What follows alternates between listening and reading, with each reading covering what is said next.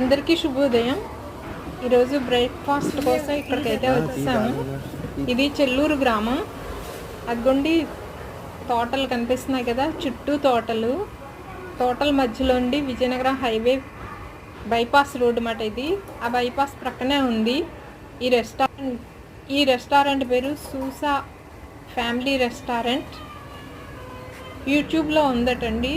Vizianagaram highway bypass సూసా restaurant అని ఉంటుందంట. నేను కూడా కొట్టాను, చూస్తానని చెబుతున్నాను. ఎందుకంటే వేడివేడిగా ఇడ్లీ అయితే వచ్చేసింది. 3 రకాల పచ్చళ్ళు ఇచ్చారు. వాళ్ళంటే వేసుకొని పచ్చళ్ళు తెచ్చి దగ్గర పెట్టారు.